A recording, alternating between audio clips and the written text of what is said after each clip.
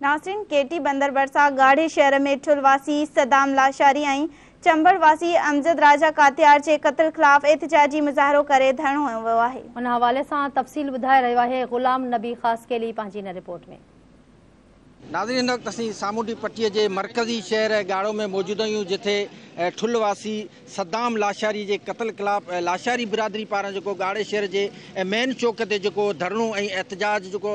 कयो पियो वञे। अचो त वधीक धरणे में एहतिजाज में शामिल लाशारी बिरादरी जे माण्हुनि सां ॻाल्हि ॿोल करियूं त हुननि जो कहिड़ो मुतालबो आहे। साईं, असांजो हीउ जेको एहतिजाज आहे इहो ठटे ज़िले जे आख़िरी साहिली इलाइक़े केटी बंदर में आहे ऐं असीं चाहियूं था त सदाम हुसैन लाशारी जे कातिल SHO गुलाम नबी बिजारानी ते FIR दाख़िल थिए, गुलाम नबी बिजारानी ऐं संदसि अमलो मुअतल करे गिरफ़्तार कयो वञे ऐं चंबड़ जे शहीद अमजद कातियार जा कातिल गिरफ़्तार कया वञनि ऐं उन्हनि जी जुडिशनल इंक्वायरी करे इंसाफ़ कयो वञे। सिंध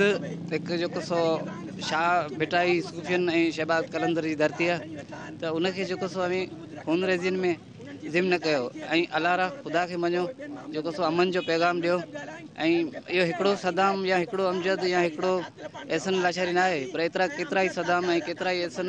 जेको शहीद थींदा हूंदा ऐं अगवा थींदा हूंदा ऐं जिन्हनि जो जेको सो शायदि तदारक न थींदो हुजे, त उन्हनि जे करे असीं ख़ुदा रा जेको सो आला अख़्तियारनि बिलावल भुट्टो साहिबु ऐं साईं मुराद अली शाह ऐं पुलिस जो जेको अमलो आहे उन्हनि खे बि जेको सो इल्तिजा हिकिड़ी कंदासीं त तव्हां जेको उन्हनि जी जुडिशियल कार्रवाई जेका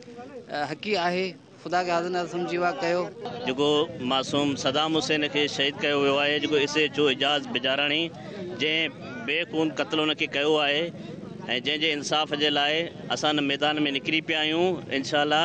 जेसिताईं हुनजा कातिल गिरफ़्तार न थिया आहिनि, जेसिताईं हुनजो SHO एजाज़ बिजारानी खे कानून जे कटोरे में न आंदो वियो आहे, तेसिताईं इहो एहतिजाज जो दाइरो हलंदो रहंदो। हीउ सदाम लाशारी जो क़त्ल पुलिस कयो आहे, इन जी पुलिस इंक्वायरी नथी करे सघे, उन लाइ असीं चीफ जस्टिस हाई कोर्ट खे अपील था कयूं त इन जो नोटिस वरितो वञे। जीअं त सदाम लाशारी जो क़त्ल जेको आहे इहो अदालत खां मथां क़त्ल आहे, अमजद कातियार जो क़त्ल बि अदालत खां मथां क़त्ल आहे। असां इन जी पुलिस खां जांच नथा चाहियूं, इन जी अदालती कमीशन जोड़ी वञे। असां हुननि जो इहो मुतालबो था करियूं त इहे पुलिस गर्दी जेका आहे इहा बंदि कई वञे, हाफ फिराई फुल फिराई, इहो जेको सिंध में सिस्टम हली रहियो आहे इहो बंदि कयो वञे।